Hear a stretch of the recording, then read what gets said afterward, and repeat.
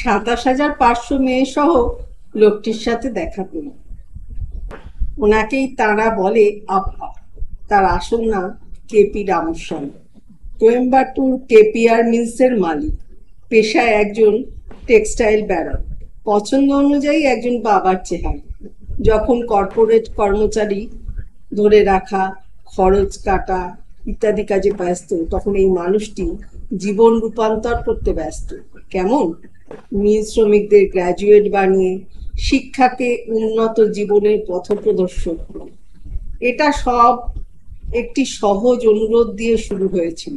তার মিলে এক যুবতী তাকে বলেছিল, আপ্পা, আমি পড়তে চাই। আমার বাবা মা গরিব, সেই জন্য স্কুল থেকে বের করে দিয়েছে, কিন্তু আমি আরো পড়াশুনো করতে চাই। এই একটি বাক্য সবকিছু বদলে দিয়েছে। তিনি তার শ্রমিকদের শুধু বেতনের চেক না দিয়ে তাদের একটি ভবিষ্যৎ দেওয়ার সিদ্ধান্ত নেন। তিনি একটি সম্পূর্ণ শিক্ষা ব্যবস্থা স্থাপন করেছেন ঠিক মিলের ভিতর।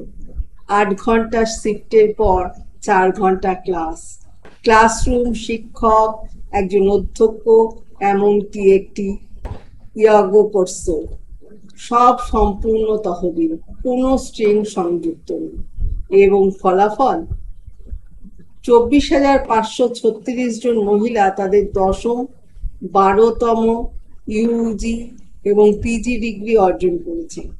অনেকেই এখন নার্স, শিক্ষক, পুলিশ অফিসার। তামিলনাড়ুর ওপেন ইউনিভার্সিটি থেকে এই বছরই 20 জন স্বর্ণপদক প্রাপ্ত।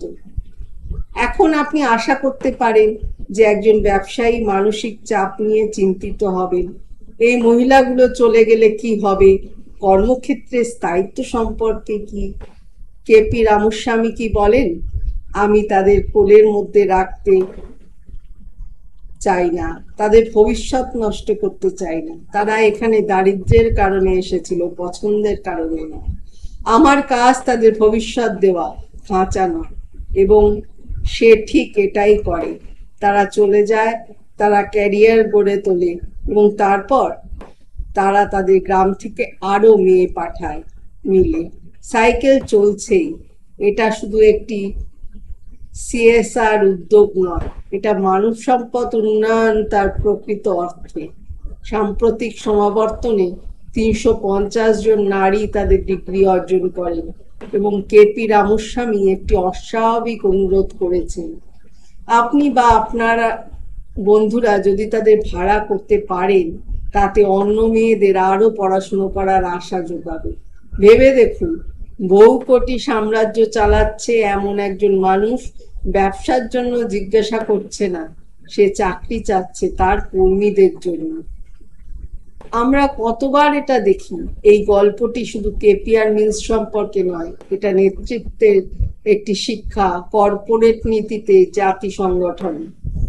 স্কুলে এটা শেখানো উচিত, এইচআর পেশাজীবীদের এটা অধ্যয়ন করা উচিত, এবং বিশ্বের এটা জানা প্রয়োজন।